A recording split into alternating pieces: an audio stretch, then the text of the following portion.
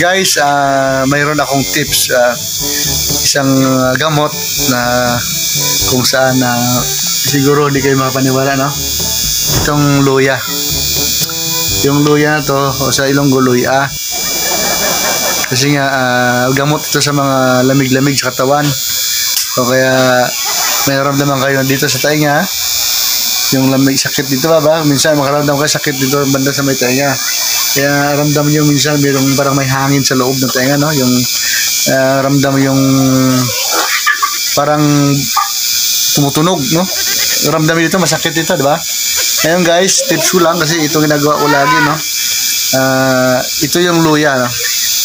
Yung luya, slice mo lang tapos initin nyo guys. Ganyan lang.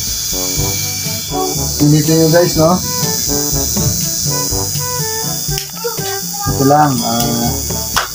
Initin nyo, lagay mo sa kutsara. Pwede rin sa kung meron kayong tangki o gasol. Yan lang guys, initin nyo guys, no? Yan o. Yan, initin nyo yung luya. Yan. Ito yung tawag na yung herbal medicine. Herbal medicine ni Papa Koy.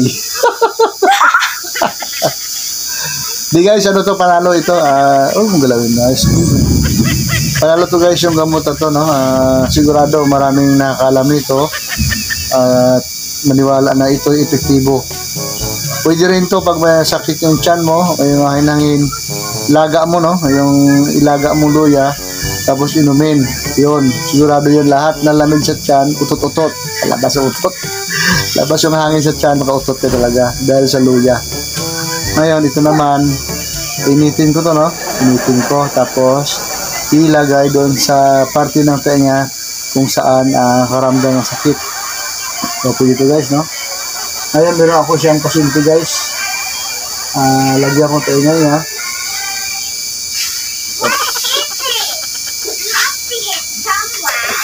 Ito guys,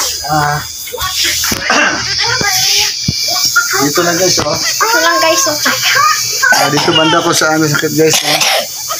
Yan, ipahid niyo guys, oh. Ipahid siya. Sakit ba? Yung ano guys, yung katas. Yung sana sakit guys. Ganyan yung paghagod guys, oh. Hagod, dandahan lang hagod. Kasi mainit ito, eh. Yan, para yung katas guys, yung init, maramdaman doon, no, yung lamig sa bandang tainga, may tanggal yan. Kung saan yung sakit guys, doon kayo maghagod. Sige, alin. Kabila din guys, no? Lamig to guys, hindi to bawa lamig to sa katawan. Minsan yan. Hagod na guys, so ba? Hagod. Huwag yung hilutin guys, delikado ito. Huwag yung hilot ito banda, no? May mga liit-liit, mga ugat. May mga ugat ito maliit. Baka maputol. Kaya ito lang, haplos ng konti. Lagyan ng luya na maihit-hit lang. Init guys. Tapos hagod lang. Ngayon, pag nasarpasan hagod, alam na. Init lang, init. Init. Ito lang guys. Makahang. Yes guys. Opo guys. Yes guys. Yan guys, no? Salamat din sa shoutout sa video, sa naging video, no? Magalaw yung naging video guys. Hindi ko alam kung anong klaseng naging video na yan. Pakita mo ka, videographer. Ay wag. Hanap tayo sila. Yan guys. Ayan guys, tapos na guys. Mamaya maramdaman niya yung ano, yung sa tainga yan, labas yung hangin. Yun guys, yung simple tips guys na maaari yung gawin sa bahay nyo, no? Kung mayroon kayong luya dyan, mayroon kayong tago, kailangan nyo may luya dyan na kalsar para kung mayroon kayong sakit sa tiyan, ilaga nyo, inumin, or sa pamamaos, mamamalat, pwede rin yan, no? Pwede rin yan, pwede mo siyang gawin kindi, ha? Pampasarap, pampaganda rito na boses. Yung nga, dito rin, oh, yan. Ganyan, hagod lang guys, oh. Kung saan yung masakit yung ano, yung tainga nyo. Yan. Ano yan, nilamig yan guys, eh. Yan.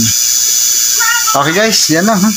Comment lang guys kung mali yung ano, kung dagdag na mayroong kaalaman dyan, dagdag ila comment nyo lang guys kung ano pong dapat gawin para may alam tayo sa mga ganyang herbal medicine na hindi na kailangan ng ibang gamot na may mga side effect. Okay guys, thank you very much. This is Papa Koy at your service.